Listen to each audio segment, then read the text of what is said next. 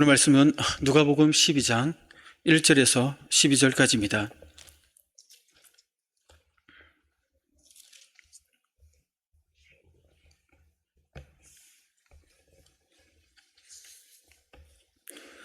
누가복음 12장 1절에서 12절 말씀입니다. 우리 교독하겠습니다. 제가 먼저 1절 읽겠습니다. 그 동안에 무리 수만 명이 모여 서로 밟힐 만큼 되었더니 예수께서 먼저 제자들에게 말씀하여 이르시되 바리새인들의 누룩 곧 외식을 주의하라.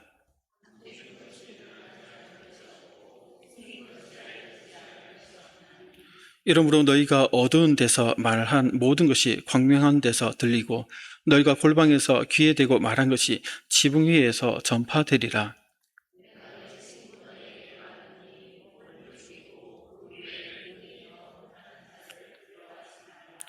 마땅히 두려워할 자를 내가 너희에게 보이리니 곧 죽인 후에 또한 지옥에 던져 넣는 권세 있는 그를 두려워하라. 내가 참으로 너희에게 이르노니 그를 두려워하라.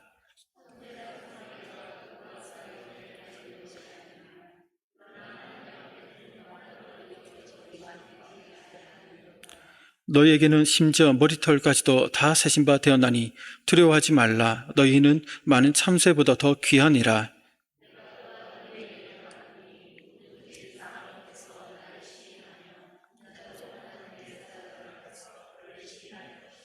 사람 앞에서 나를 부인하는 자는 하나님의 사자들 앞에서 부인을 당하리라.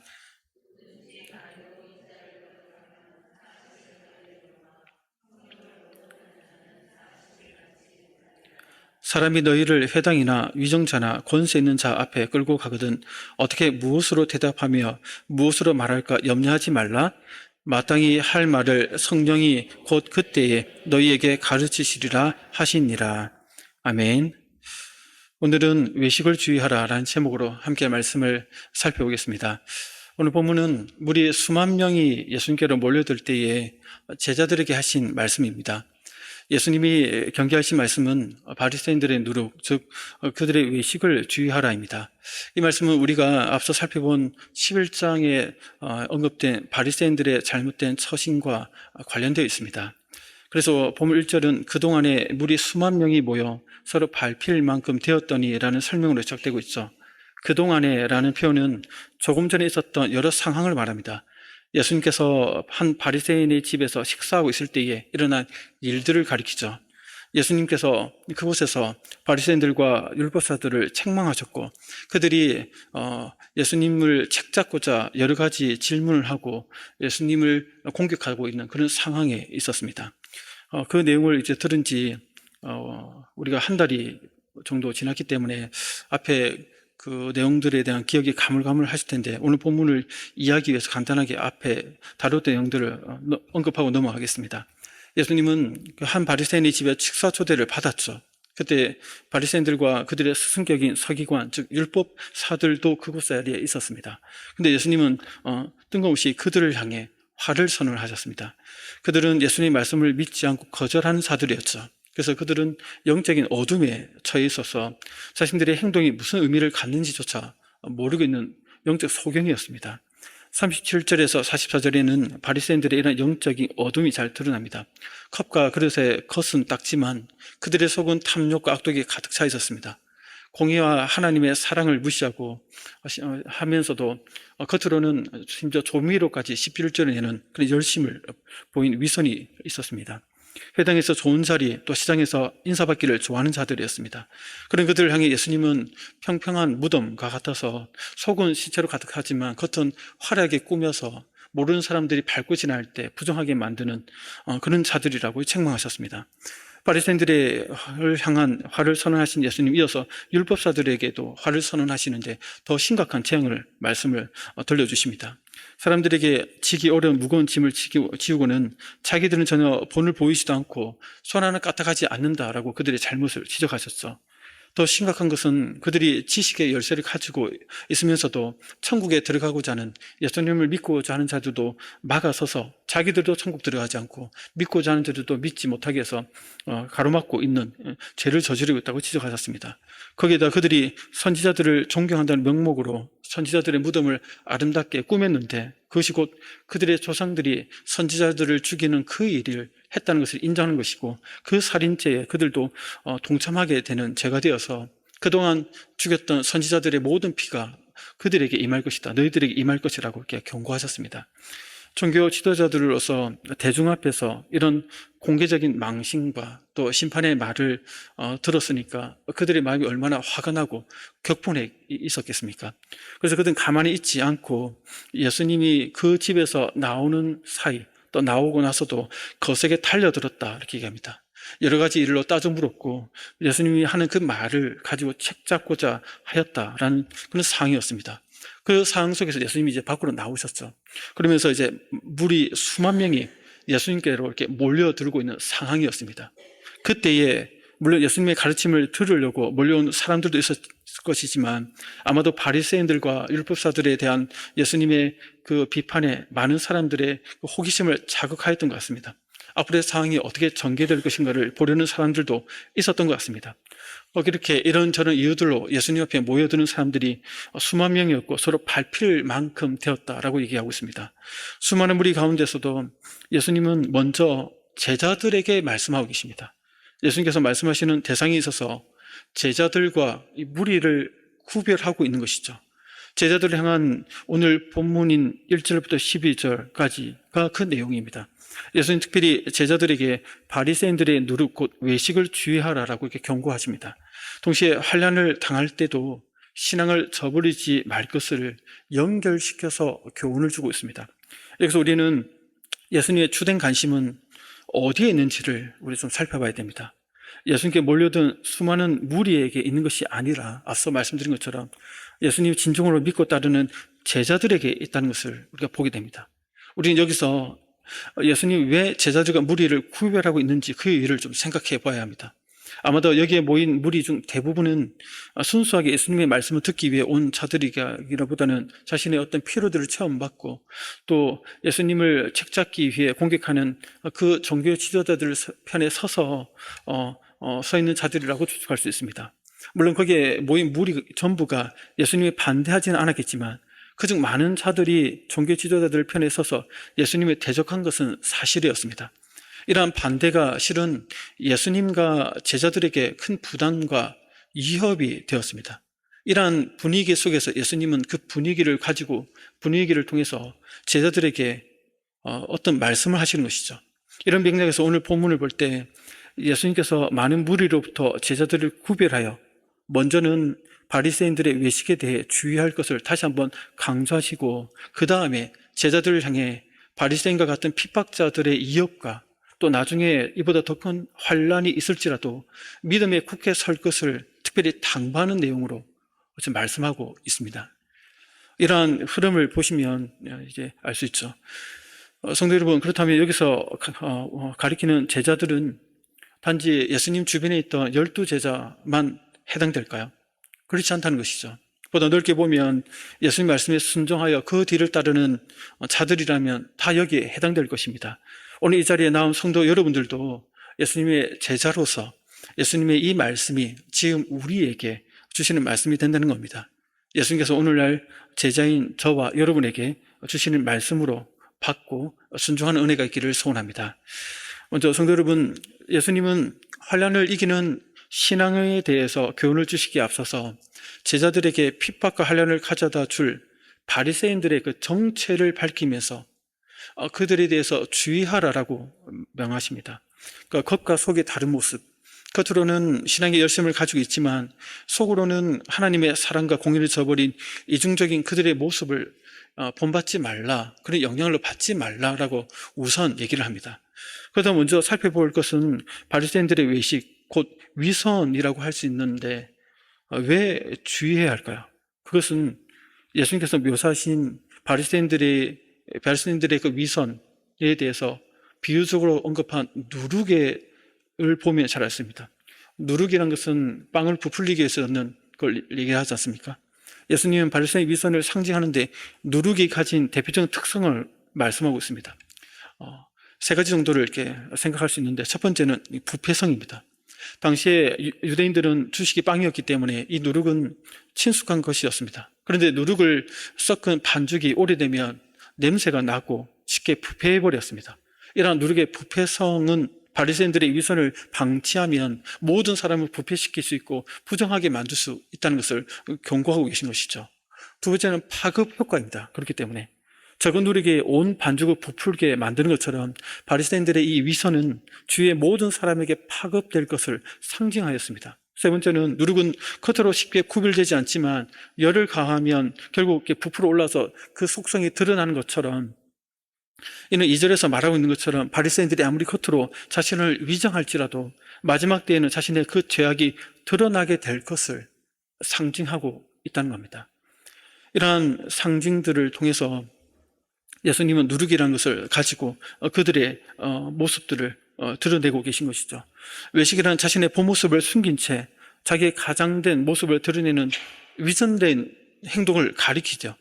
이 누룩이 이런 속성을 드러내는데 좋은 상징이 되었습니다. 그래서 예수님은 바리새인들의 누룩이라고 묘사하면서 주의하라, 경계하라, 멀리하라라고 이렇게 교훈을 주고 계십니다. 이러한 기본적인 누룩의 속성을 아시면 오늘 본문을 좀 이해하는 데 도움이 됩니다. 바리새인들의 외식을 주의하라고 하라는 경고로서 교훈을 시작하신 예수님은 이제 이어서 그것을 더 설명 확장해 나가십니다. 먼저 격언을 인용하시죠. 우리 2절 3절을 같이 한번 읽어보겠습니다. 본문 2절 3절입니다. 시작. 감추인 것이 드러나지 않을 것이 없고 이러므로 너희가 어두운 데서 말한 모든 것이 광명한 데서 들리고 너희가 골방에서 귀에 대고 말한 것이 지붕 위에서 전파되리라. 아멘. 누룩의 세 번째 특성이 결국은 다 드러나게 된다는 것이라고 말씀드렸지 않습니까? 그걸 당시에 그 격언을 가지고 예수님께서 얘기를 하십니다. 감추인 것, 숨긴 것이 드러나고 알려준다는 당시 격언을 인용해서 아무리 철저히 위정하고 속인다 하더라도 결국 마지막 때에는 하나님 앞에 가면 드러날 수밖에 없다라고 얘기를 합니다. 어두운 데서, 골방은 은밀한 장소죠. 자기들끼리만 아는 은밀한 곳입니다. 바리새인들의 그런 은밀한 모의나 생각이라고 할 수 있죠. 그렇게 위선하는 자들의 그런 내면한 모습들을 얘기를 할 수 있습니다.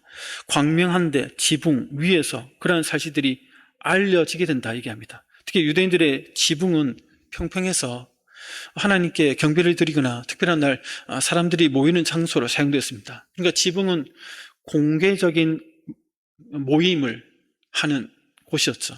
그래서 이것을 통해서 마지막 때에 은밀하게 했던 모든 위선적인 일들이 다 하나님의 심판에 의해서 공개적으로 드러나게 된다는 것을 이렇게 말씀하고 있습니다. 성도 여러분, 이렇게 위선적인 행동은 다 드러나게 됩니다. 인간의 은밀한 것들이 결국 숨김없이 드러납니다. 이러한 위선, 즉 외식은 그 출발은 항상 자기를 옳게 보이기 위해서 시작되죠. 꼭 신앙적 영역이 아니더라도 우리 일상의 여러 영역에서 나타날 수 있습니다. 우리가 허용 가능한 범위에서 보면 물질적으로 부유하다, 또 잘 산다는 것을 드러내기 위해서 명품으로 자신을 치장하기도 합니다. 실은 카드 할부로 결제를 해서 다음 달 어떻게 갚아야 하나 걱정할 정도로 경제적으로 그렇게 좋은 형편이 아님에도 불구하고 사람들 앞에서 자기가 뭔가 있어 보이기 위해서 그렇게 하는 것이죠. 또 어떤 분들은 직장 안에서 좋은 사람이라는 인상을 심어주기 위해서 예스맨이 되기도 합니다. 속으로는 온갖 욕을 다 하면서도 겉으로는 착한 척, 성실한 척, 자라난 척, 말 잘 듣는 척 이렇게 하죠. 물론 문제는 이제 신앙의 영역에서입니다. 자기의 신앙을 좋은 것처럼 보이고 경건한처럼 보이려고 뭔가 열심히 할 때도 있죠. 물론 그렇기 때문에 좋은 측면이 있다고 생각이 들기도 합니다. 허용 범위 안에서는 그렇죠. 그래서 속은 전혀 그렇지 않은데도 자기가 생각하는 어떤 수준의 신앙이 있다 보니까 그것을 하려고 노력을 하는데 사실 그 수준만큼 다다르지 못하니까 겉으로 하는 척, 올바른 척, 의로운 척 이렇게 나쁜 길로 위장하는 길로 나아가는 경우가 있다는 것이죠. 그런데 문제는 이러한 것들이 습관화되고 계속 굳어지면 그것이 결국은 자기를 속이고 사람을 속이고 하나님을 속이려는 그러한 위선으로 나아가는 위험이 항상 우리 인간에게는 자리 잡고 있다는 것입니다. 이러한 위선들이 처음에는 속일 수 있고 처음에는 위장해서 마치 하려는 것처럼 보이게 될지 모르지만 문제는 송곳을 주머니에 넣으면 송곳의 그 뾰족함이 결국은 주머니 뚫고 나오듯이 이런 외식함도 이 위선도 결국 다 드러나게 된다는 겁니다. 이게 어떻게 가능할까요?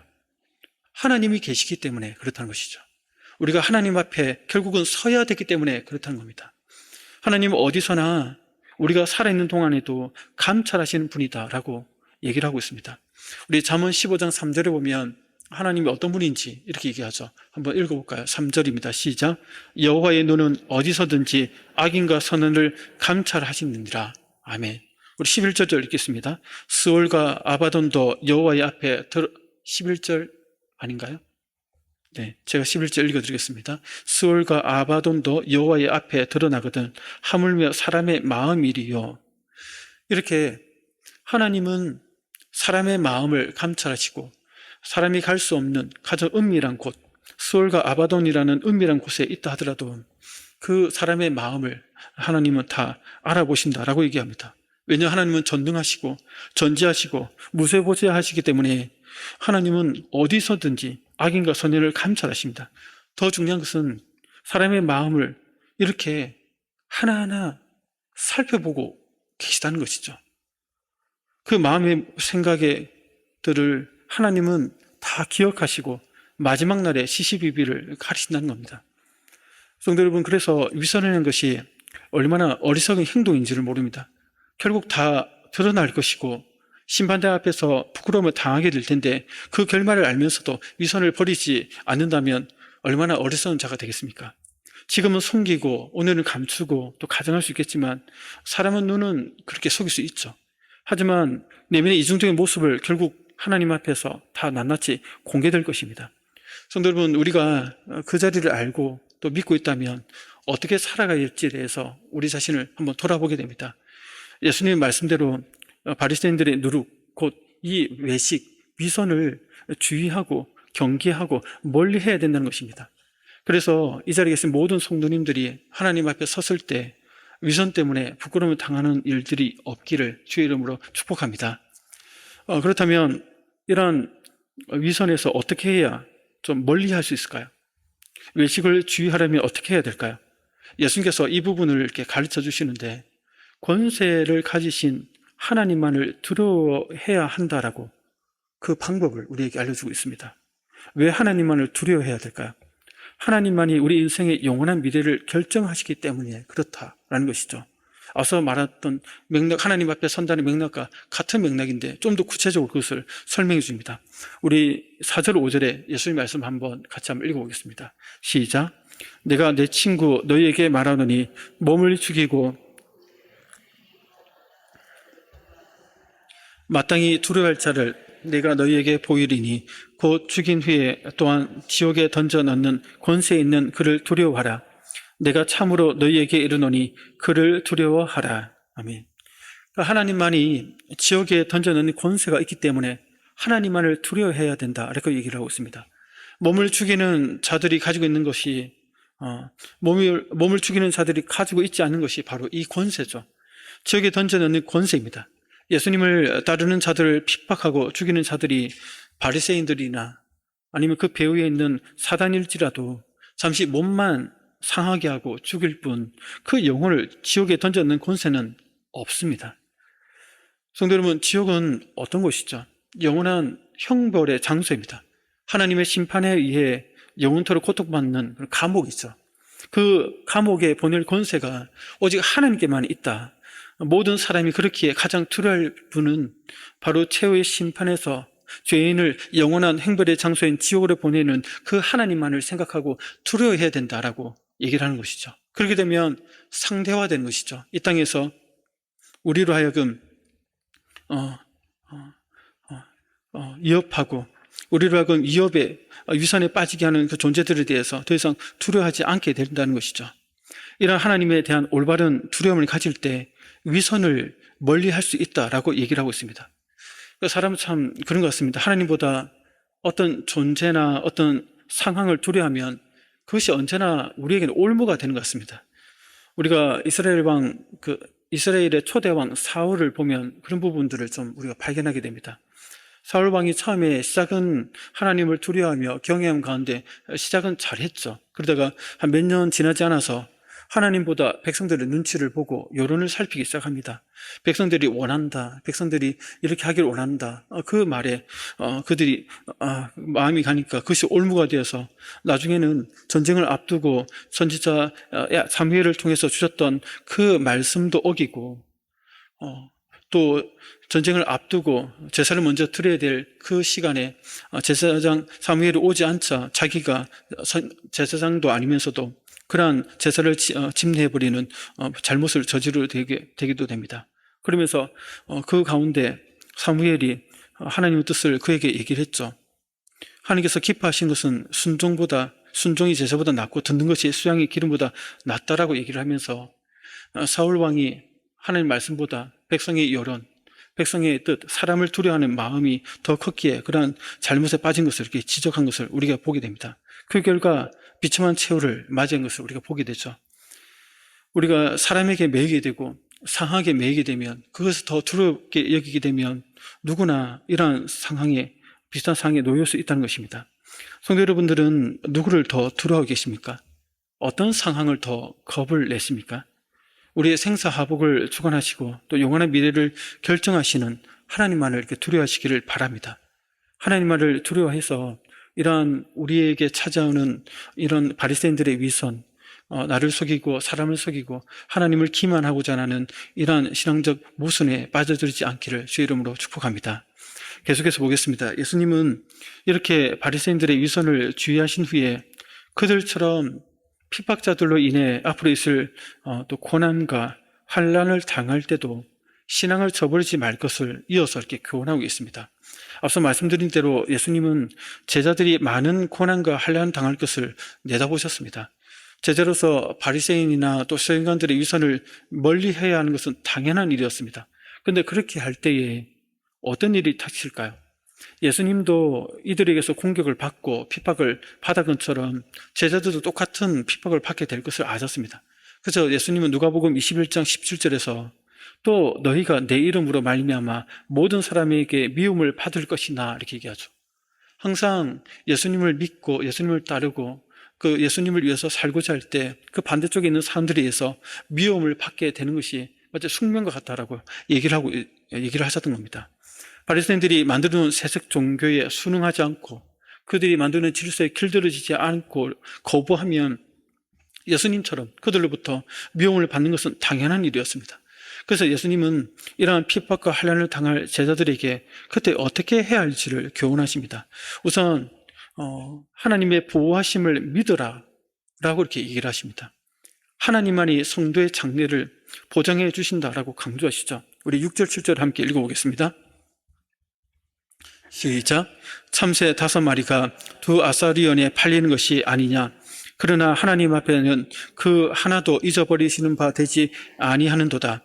너희에게는 심지어 머리털까지도 다 세신 바 되었느니 두려워하지 말라. 너희는 많은 참새보다 더 귀하니라. 아멘.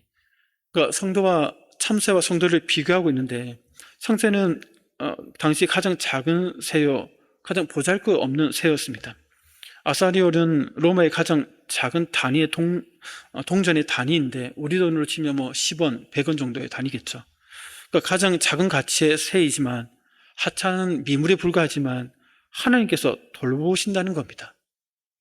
이런 하찮은 미물들도 하나님께서 일일이 다 돌보시는데 하나님의 허락 없이는 그 아사리올에 의해서 팔리지 않는데 하물며 하나님의 자녀들을 보호하시고 지켜주시지 않겠느냐라고 얘기를 하십니다. 그래서 계속해서 예수님 얘기하시죠. 너에게는 심지어 머리털까지도 다 세신 바 되었다. 그러니 두려워하지 말라. 너희는 많은 참새보다 더 귀하다라고 얘기합니다. 성도의 머리털까지도 다 세신 바 된 전능하신 하나님께서 성도들을 철저히 지켜주신다라고 얘기를 하고 있습니다.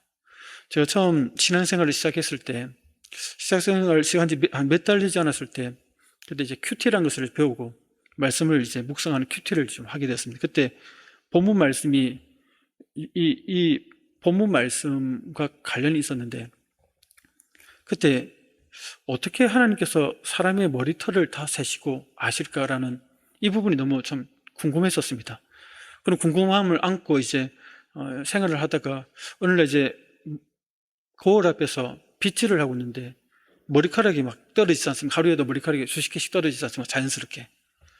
그 떨어진 머리카락을 보면서 머리카락이 가발처럼 고정되어 있는 게 아니라 나고 빠지고를 반복하는데, 그러면 개수가 고정된 게 아니라 항상 변하지 않습니까?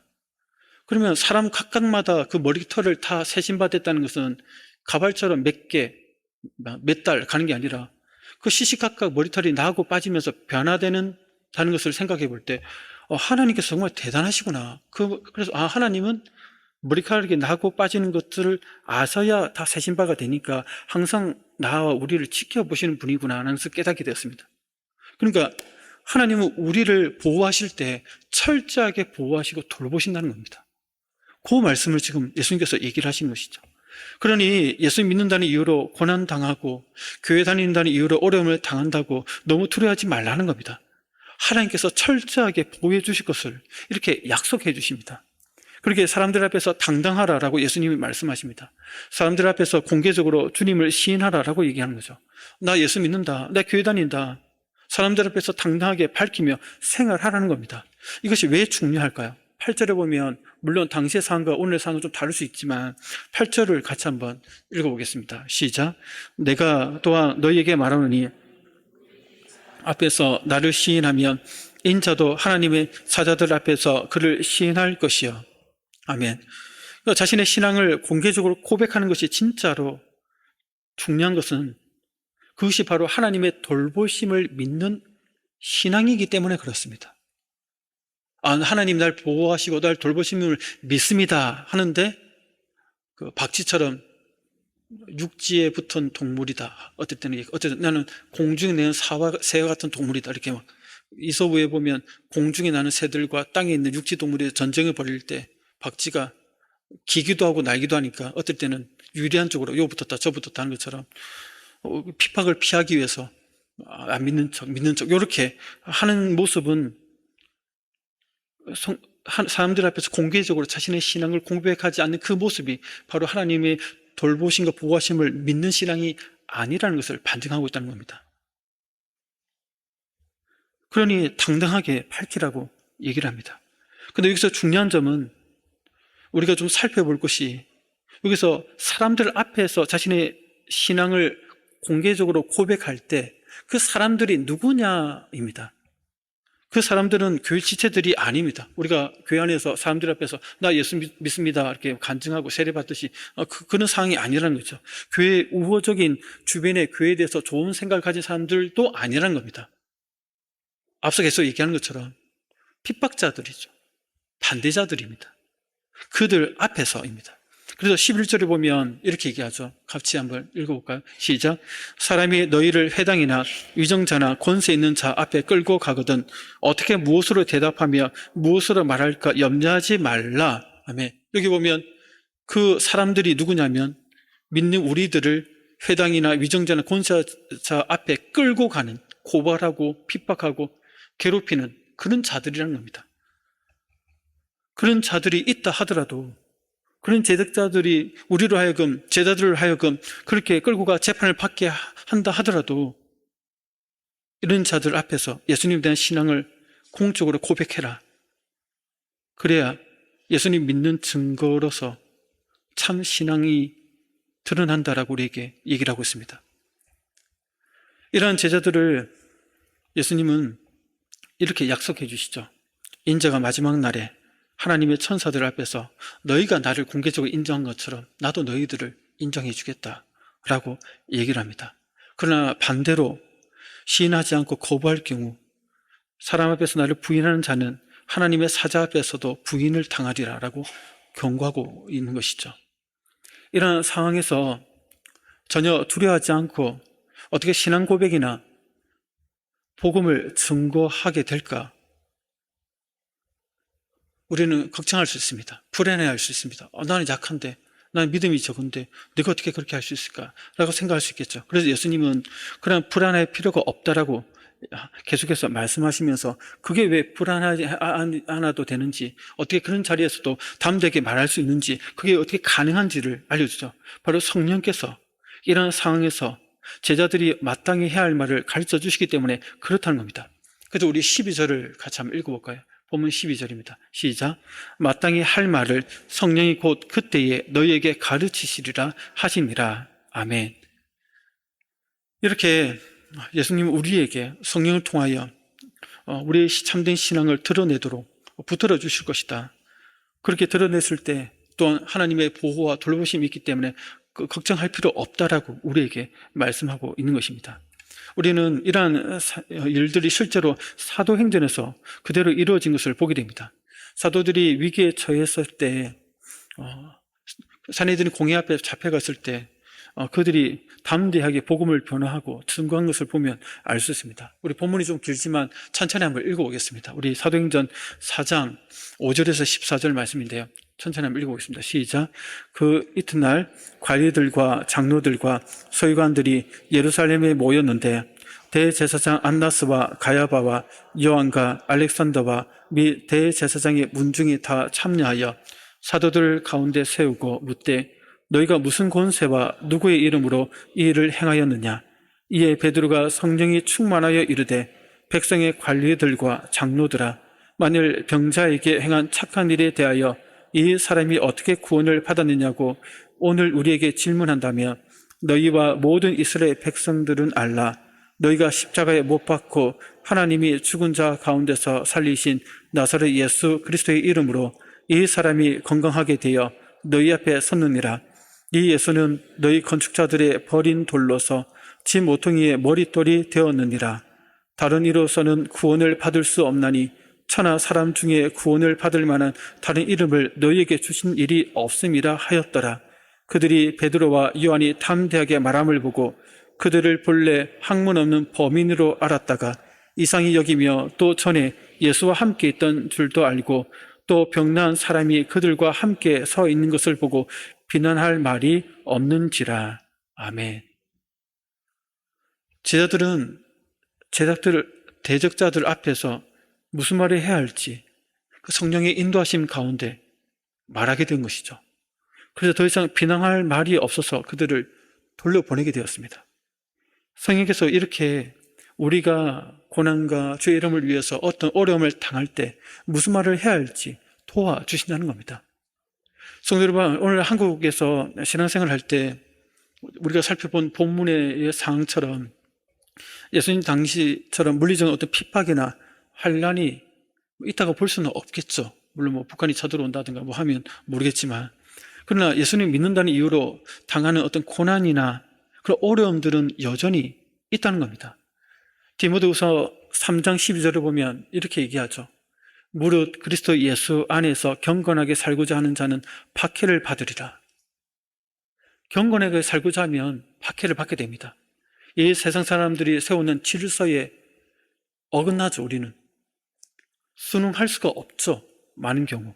그러면 그들에게 미움틀이 박히고 그들로부터 공격당하고 소외당하고 배척당하고 금전적인 손실을 입고 압박을 당하고 관계의 단절을 당하고 사회적인 왕따 등으로 우리의 신앙을 위협해 올 수 있다는 겁니다. 이럴 때 우리가 가진 신앙을 지켜나가기 위해서 어떻게 해야 될까요? 처세술을 발휘해서 이렇게 저렇게 박쥐처럼 이렇게 계속 자신을 변신해야 될까요? 그렇지가 않습니다. 오늘 본문은 분명히 우리에게 말하고 있습니다. 우리의 생사화복을 주관하신 하나님만을 두려워해라. 또한 신앙적인 고난이나 핍박이 찾아올 때 하나님께서 우리를 머리털 새신 바처럼 보호하신다는 사실을 기억하라. 이 약속을 기억하라 라고 말씀하십니다.